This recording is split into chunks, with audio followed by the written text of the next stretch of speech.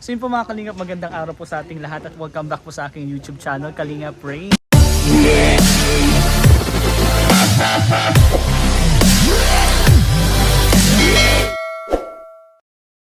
At ngayon naman po, ito na naman po tayo, interview naman po natin si Kalingap Rob para po sa mga plano po niya sa mga King Angels. At ngayon po, ang naisip ko po ay si Dara po.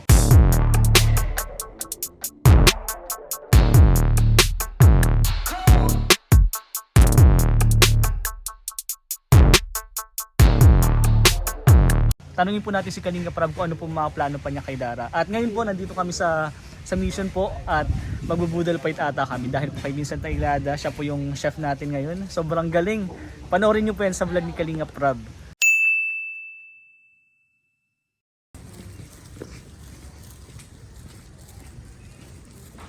Basketball no?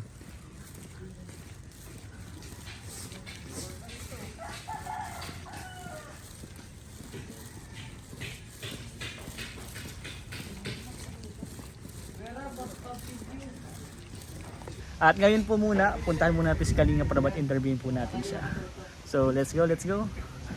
Sa ngayon, nandito muna mga keyboards natin. Bro, shout out bro. Boss, shout out boss. Boss. TikTok ka. Eh. Nakakaka na naman daw bro. Ako may mukha. Si Vincent Callado, siyang chef namin ngayon.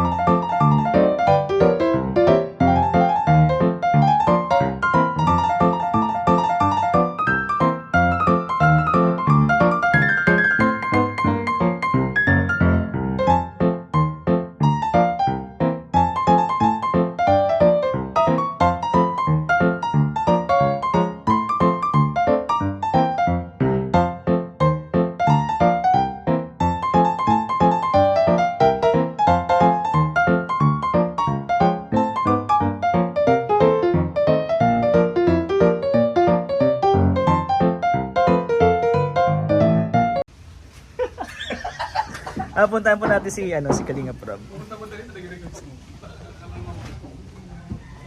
Bro! Kalingap Rob. Okay lang bro, interviewin kita. Sige bro. Dito na lang ako. Yan, ito. Yun naman bro, madami nagre-request. Yung mga plano mo kasi meron ka ng plano kay Joy, kay Carla, kay BNC. Yes. Bro, may mga gusto pa silang malaman dun sa mga King Angels. Oh. Ang napag-isip ko is si Dara naman. Si Dara. Kasi sobrang taga na ni Dara sa Kalingap, di ba? Oo. Gusto ko naman kung ano yung mga plano mo kay Dara kasi may mga nagtatanong bro, hindi na siya madalas na vlog ni Kalingap Rob. Anong mga plano mo ba kay Dara sa Si ngayon? Dara naman kasi bata pa si Dara eh. So, mas inaano ko muna siya. Mas inayaan ko muna siya mag-focus sa kanya na makagraduate bilang senior high. Kasi Oo nga. sisimula naman yan mga plano natin kapag magka-college na. Mm. Reality na yan eh. Parang yan yung simula ng realidad. Kasi dyan na nakasalalay yung future mo pag college, di ba? Totoo. Yan yung, kung anong kinuha mong kurso, yan na yung magiging trabaho mo someday pag nakagraduate ka. So ngayon, halos wala pa naman akong naisip para kay Dara. Even nga siya, di niya alam kung anong course ang Pero basta ako nakasupport lang ako kay Dara kasi isa si Dara sa mga pinakakailangan ng guidance. Totoo. Kuya, financially. mentally, emotionally, di ba? Kasi si Dara ay, although kilala natin si Dara bilang isang strong, tumatayong magulang nanay sa kanyang kapatid. Pero kahit ganun, nakikita ko kay Dara yun. Kailangan niya rin ng care. Totoo. Kailangan niya rin ng comfort. Diba? Kasi si Dara kasi parang hindi siya showy.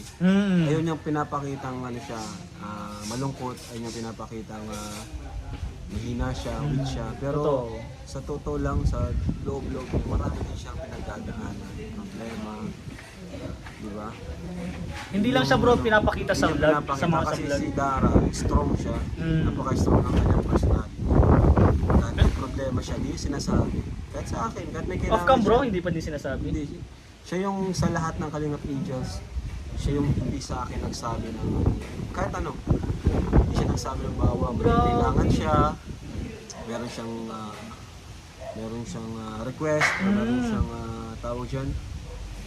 Meron siyang yun nga, Kailangan. pag meron siyang kailangan, hindi siya nagsasabi talaga sa akin. Grabe. Pero kapag kailangan mo naman siya, halimbawa may party or may event, pag Oo, sinabihan mo si ano Dara, naman siya? nandyan naman si Dara. Oo, pag ano naman siya, bilis kausap, pag hindi siya pwede, magsasabi siya. Grabe. Kasi intindihan naman natin yung sitwasyon niya, di ba? Mm. Walang ibang kasama si Bea, kundi siya lang. Totoo. Papa niya, Alis-alis din, palis-alis din. Kaya sila talaga yung ano.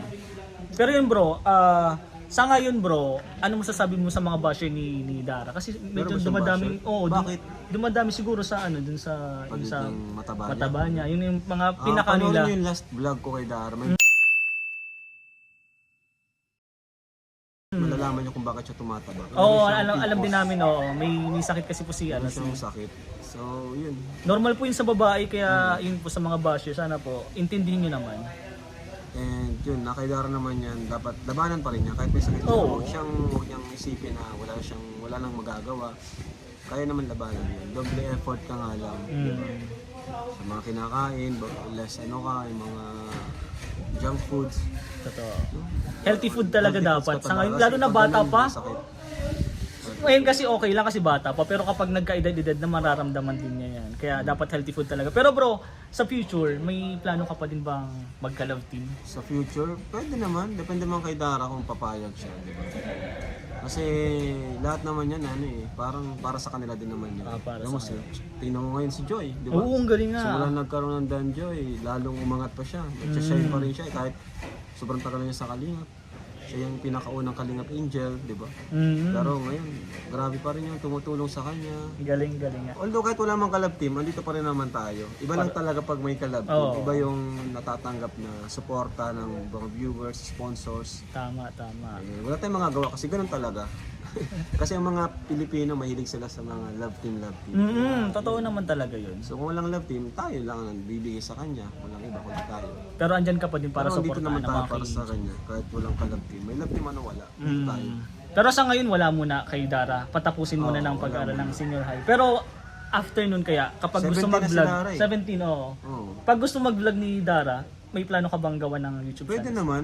Wala namang problema. Pero parang ano si Dara eh. Parang di ko siya nakikita na mag-vlog kasi sobrang busy ni Dara. Sobrang busy.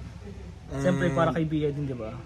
parang ayaw kong na siya na si Dara kasi inosente eh. Parang ayaw ko siyang pasukan ng mga toxic na Ay, oo.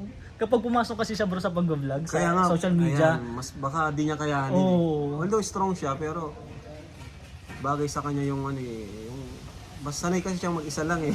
totoo. Walang nangingialam sa kanya, kaya parang hindi ko siya makita. Unlike nila si Carla, kaya na nilang i-handle yung mga Yung mga basher na yan, oo, kayang-kaya na nila. sila Beyonce, kasi numulat na sila eh.